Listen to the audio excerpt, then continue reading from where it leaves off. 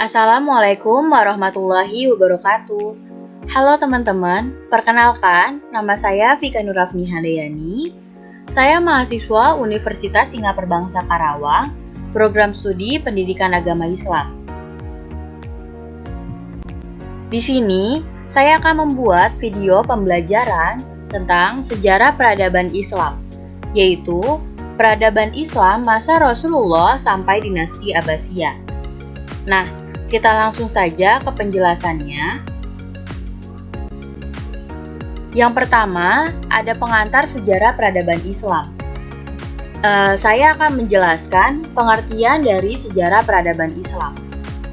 Kata sejarah secara etimologi dapat diungkapkan dalam bahasa Arab yang disebut tarikh, yang bermakna ketentuan masa atau waktu. Kata peradaban adalah terjemahan dari kata bahasa Arab yaitu al-hadoroh, dapat diterjemahkan ke dalam bahasa Indonesia yang berarti kebudayaan. Nah, peradaban ini sering juga dipakai untuk menyebut suatu kebudayaan yang mempunyai sistem teknologi, seni bangunan, seni rupa, sistem kenegaraan, dan ilmu pengetahuan yang maju dan kompleks. Dengan demikian, pengertian sejarah peradaban Islam adalah keterangan mengenai pertumbuhan dan perkembangan peradaban Islam dari satu waktu ke waktu lain, sejak zaman lahirnya Islam sampai sekarang.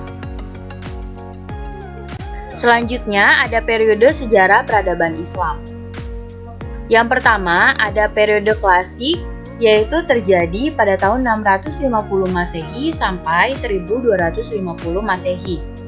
Nah, pada periode klasik ini dibagi ke dalam dua fase, yaitu fase ekspansi, integrasi, dan kemajuan yang terjadi pada tahun 650 sampai 1000 Masehi, dan fase disintegrasi yang terjadi pada tahun 1000 Masehi sampai 1250 Masehi.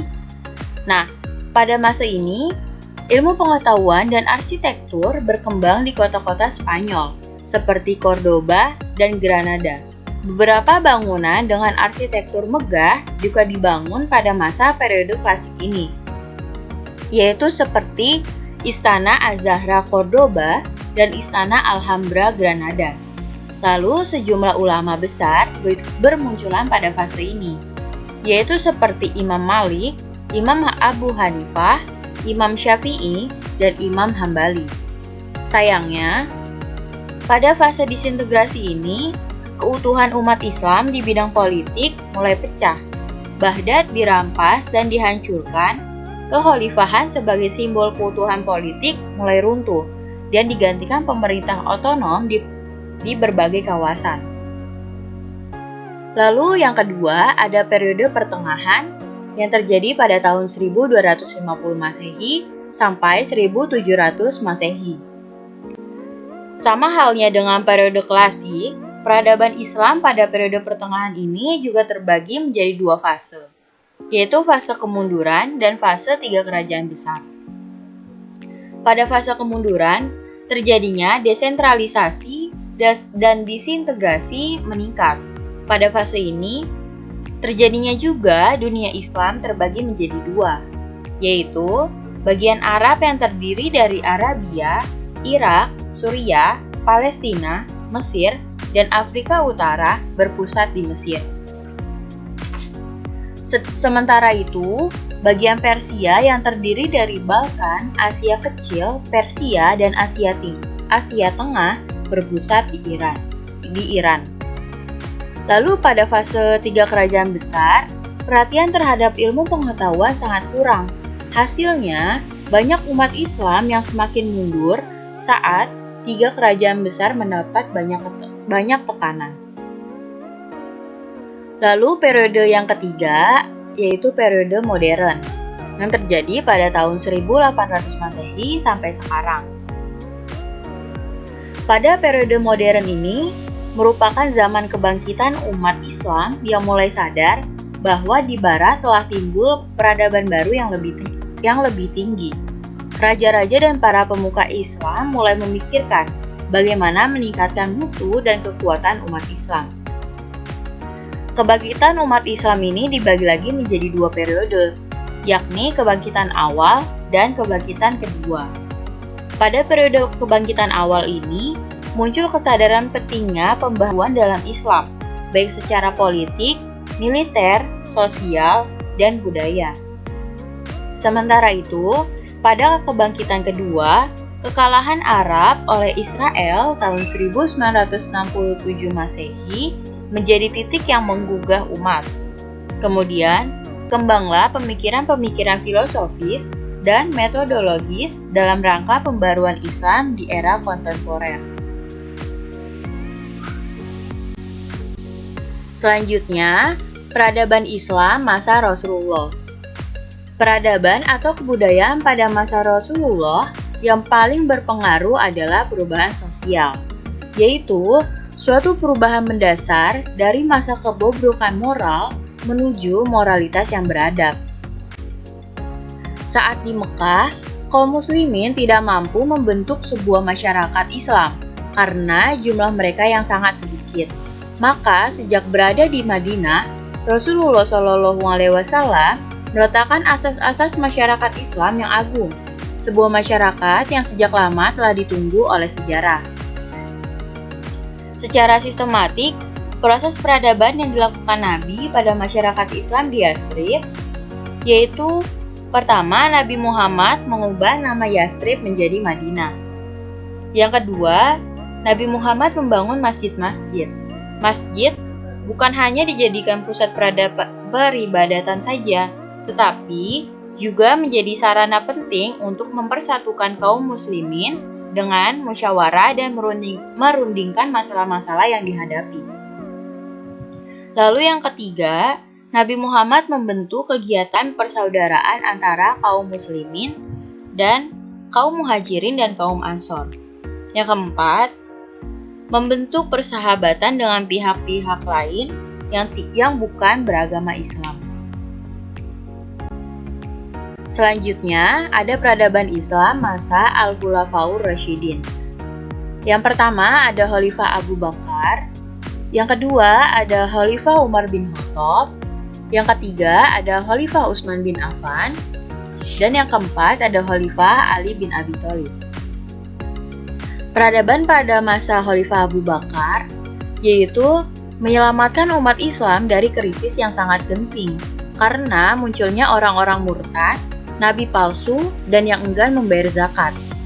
Abu Bakar bertindak tepat memerangi mereka sampai kembali kepada kebenaran.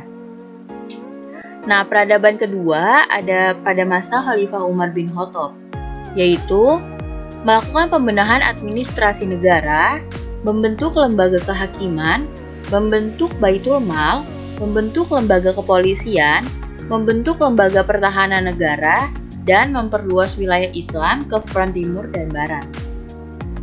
Lalu yang ketiga, peradaban pada masa Utsman bin Affan, yaitu membubarkan Dewan Baitul Mal, memperjualbelikan tanah negara yang mengakibatkan munculnya kerusuhan-kerusuhan.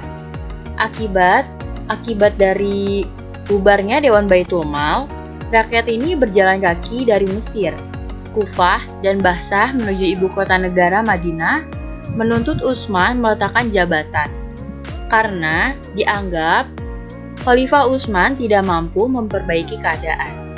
Lalu pada akhirnya para pemberontak membunuh Khalifah Utsman bin Affan.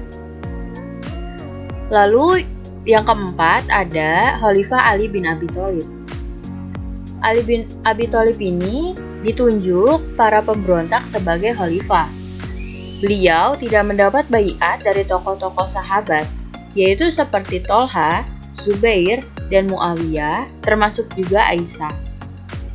Mereka menuntut bela atas kematian Utsman yang tidak dapat dipenuhi Khalifah Ali. Akibatnya terjadilah Perang Jamal dan Perang Siffin yang memakan banyak korban umat Islam. Selanjutnya, ada peradaban Islam masa dinasti Umayyah.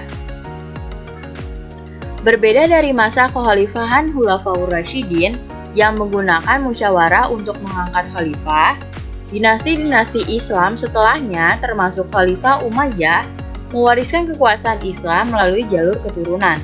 Dengan kata lain, Khalifah dipilih dari anak khalifah sebelumnya. Di masa kekhalifahan Bani Umayyah ini, keluarga khalifah dan pemerintahannya menaruh perhatian besar terhadap ilmu pengetahuan. Sejumlah bidang ilmu berkembang pesat, seperti seni rupa yang dibuktikan dengan pahatan-pahatan, seni ukir, dan lukisan kaligrafi dari masa tersebut. Selain itu, bidang arsitektur juga berkembang, yaitu dibangunnya Quba al-Sahro di Baitul Maqdiyah di masa pemerintahan Abdul Malik bin Marwan. Selanjutnya, terakhir ada sejarah peradaban Islam masa dinasti Abbasiyah. Nah, peradaban pada zaman dinasti Abbasiyah ini, masjid bukanlah satu-satunya institusi pendidikan, tetapi ada banyak lembaga-lembaga pendidikan formal dan non-formal yang sedang berkembang. Yaitu salah satunya ada Kutab. Kutab ini dijadikan sebagai lembaga pendidikan dasar yang berfokus pada kemampuan membaca dan menulis peserta didik. Yang kedua, ada perpustakaan dan observatorium. Pada masanya, Abbasiyah mendirikan perpustakaan dan observatorium sebagai pusat studi ilmiah untuk mengembangkan berbagai ilmu. Dan yang ketiga, ada madrasah. Untuk mengawali perkembangan ilmu pengetahuan dan keterampilan, dinasti Abbasiyah ini membutuhkan lebih banyak pendidik, infrastruktur yang lebih lengkap, dan administrasi yang lebih teratur. Dengan demikian, madrasah sebagai lembaga formal didirikan untuk meresponnya. Ya, terakhir ada kesimpulan. Pengertian sejarah peradaban Islam adalah keterangan mengenai pertumbuhan dan perkembangan peradaban Islam dari satu waktu ke waktu lain, sejak zaman lahirnya Islam sampai sekarang. Peradaban atau kebudayaan pada masa Rasulullah sampai dinasti Abbasiyah ini banyak perbedaan, yaitu dari kebudayaan yang bobrok pada zaman Jahiliyah berubah menjadi zaman modern seperti sekarang ini.